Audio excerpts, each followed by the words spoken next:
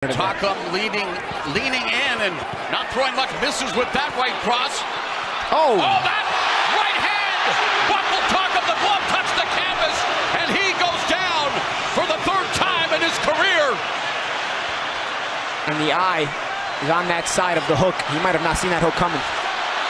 He went down twice in his lone knockout loss against Alexander Povetkin.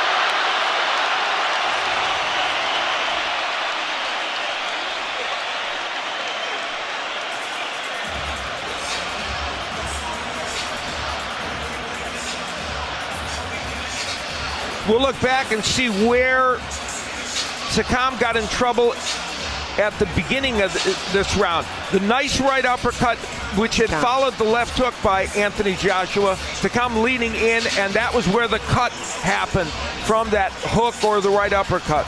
Then we'll take a look at the knockdown.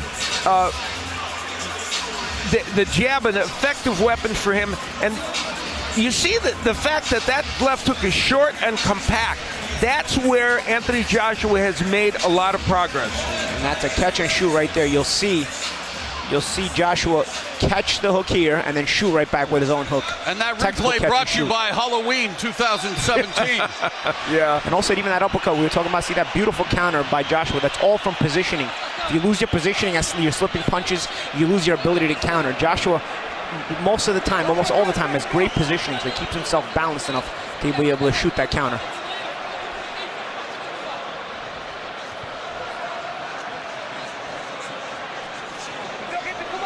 Fifth round underway here in front of an indoor record crowd of 78,000. Nice jab that popped Joshua's head back by Takam. It's really an important moment in this fight. Can Takam survive here? Can he get this into later rounds? Joshua again connects with the left hook, putting together the combinations, missed with that sweeping right hand.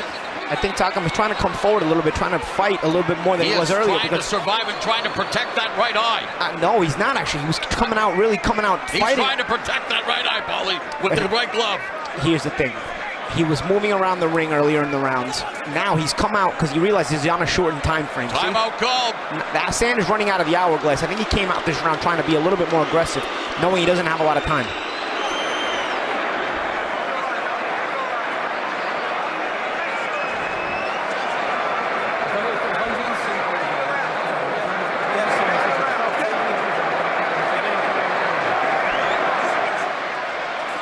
And the doctor will let him continue as they touch gloves and resume.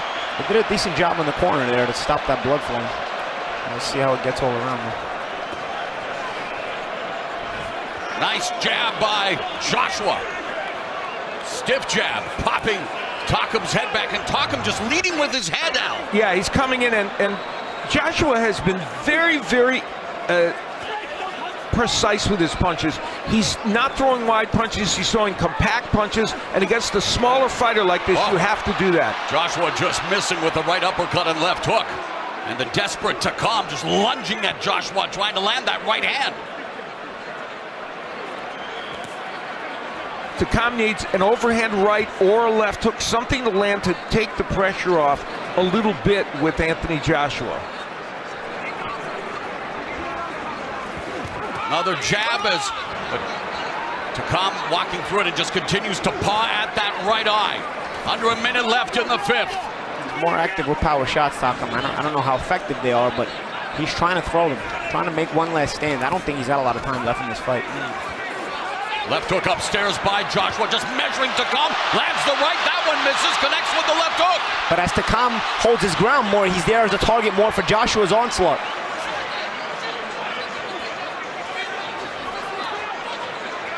Takam trying to work his way to the inside, but it's a minefield. Under 30 seconds left in the fifth frame. I talked at the beginning about changing geography. Takam has not done that effectively.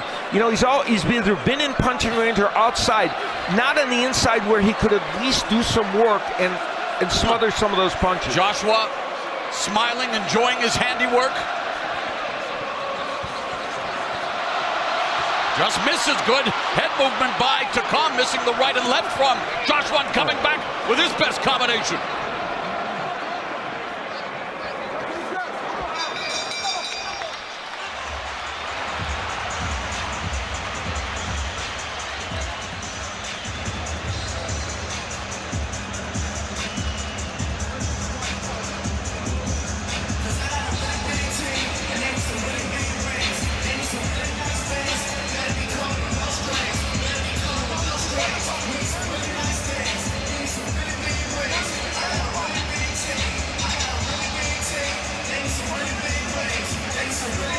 while clearly this fight is going Anthony Joshua's way, this was a moment in the last round where Takam tried to throw a good combination, did get the jab in, and elicited some comments from Anthony Joshua. But that's what Takam has to try and do at least to keep Joshua off of him.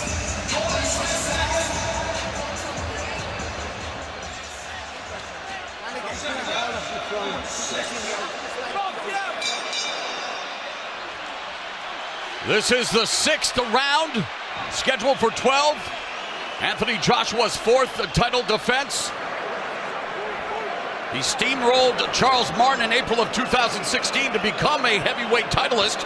Proceeded to stop the previously unbeaten Dominic Brazil, Eric Molina, and of course, in his last outing, defeated the legendary Vladimir Klitschko in what is the leading candidate for Fight of the Year. In fact, in Britain, it's already been awarded Fight of the Year, and Anthony Joshua's won Fighter of the Year.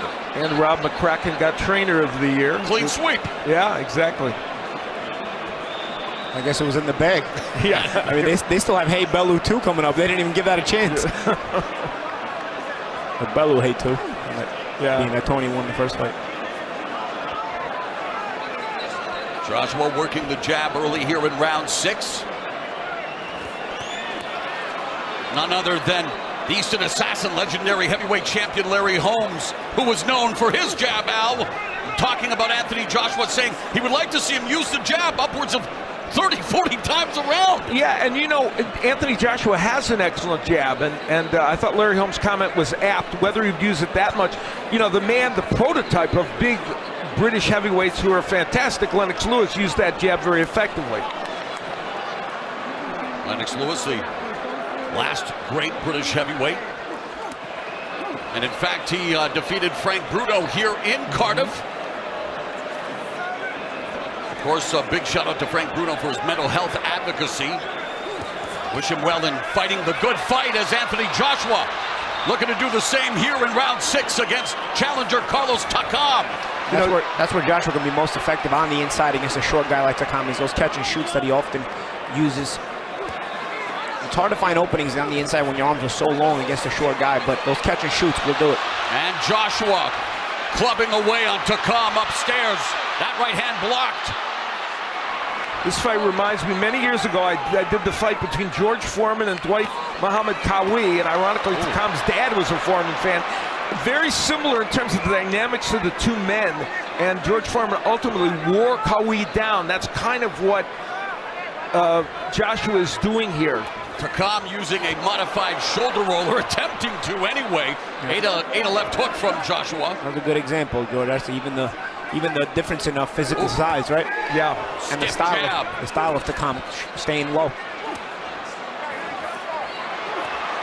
Well, Takama's game. He's coming forward. 15 seconds left. He's done a lot of good body work here, but you know, is that too little, too late for Takam? Yeah, I feel like he's started a lot of body work in this round. You know, another stiff jab by Joshua through the guard to end the round. And that jab is not going to do the cut of Takam any favors.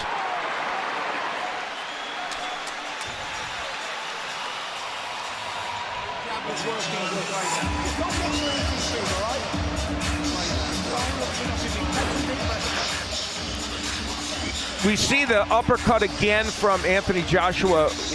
That was a punch we knew coming in was going to be important to him, and it certainly has been thus far. We mentioned Joseph Parker landed a lot against Takam, and Joshua has as well, and it has stunned him. Takam trying to throw that overhand right and countered while he's doing it, so beautiful pretty counter. Extraordinary. Not smiling so much there. No.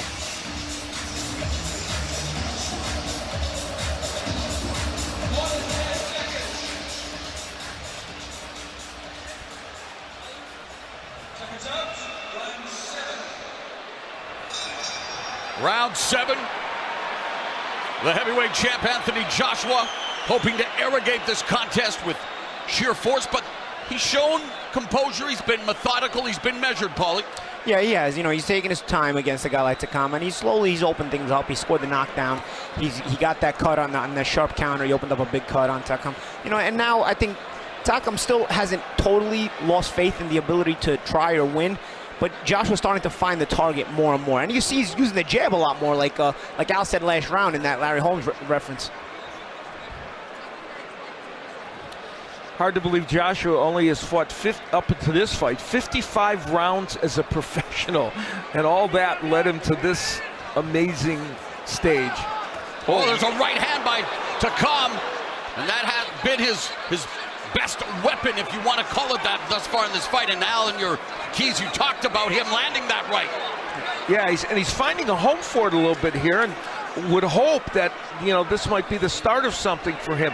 Now we're heading into rounds that Anthony Joshua normally doesn't go to. Takam has been this distance a number of times, and has been 12 rounds twice. And Anthony Joshua only a couple of times past 7 rounds. I like how Takam is setting up the right hand. He's throwing the hook right hand, as he got caught with the catch and shoot from Joshua when he used just the left hook on his own. So knowing that Joshua will sometimes come back with his own left hook, he'll come with the left hook and then shoot a right hand on the inside of what might be a Joshua hook. If you're throwing a shot, you can't protect your face, and Takam kind of realizes that, so he'll shoot the right hand sharp right off the left hook. There it is again. We're in the second half of this championship affair. Al, how do you have it on your unofficial scorecard after 6? I think every round has gone for Anthony Joshua, and of course he had a knockdown which created a 10-8 round, so I have him comfortably ahead in this fight. Joshua told us that he would knock out Takam anywhere from round 10 to 12. And he even said he might have to target Takam's body with his shots, as Al Bernstein so eloquently put it. His keys is Takam trying to valiantly fight back here with 45 seconds left in the 7th. And what that right hand does, it keeps Joshua's left hand home.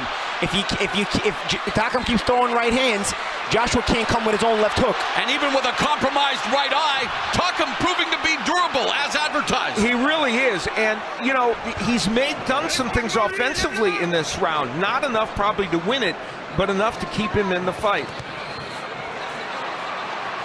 Joshua finished with the hook there, but he's finishing with less and less hooks as Takam reacts with his own right hand, forcing Joshua to use his left hand to protect instead of throw. Final 10 seconds of the 7th round. Joshua looking for that right uppercut on the inside.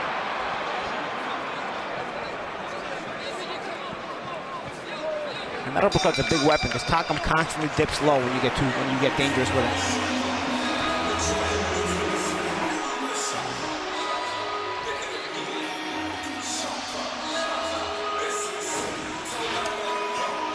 You know, for Carlos Takam, he was able in that round to land some right hands. He did get nailed with some good shots by Anthony Joshua, but the right hand became a very important weapon. Takam with the right, throwing combinations, and this is a point in the fight where he felt, and he mentioned to everyone before the fight, I think I can get some things done in these middle to later rounds.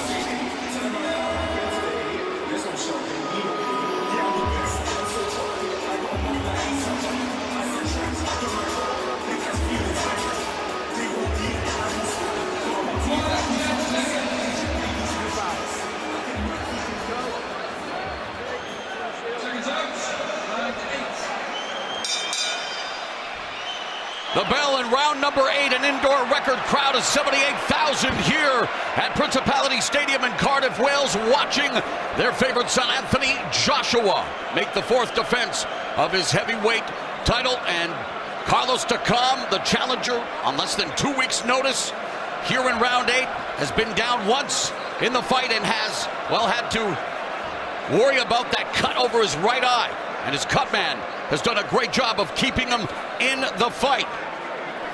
I mentioned that Takam has been longer in terms of distance. He's been 10 rounds 5 times and 12 rounds twice. Joshua only passed the 10th round once in his career. Yeah, so Takam's trainer is also his cut man, Joseph Germain. Yes.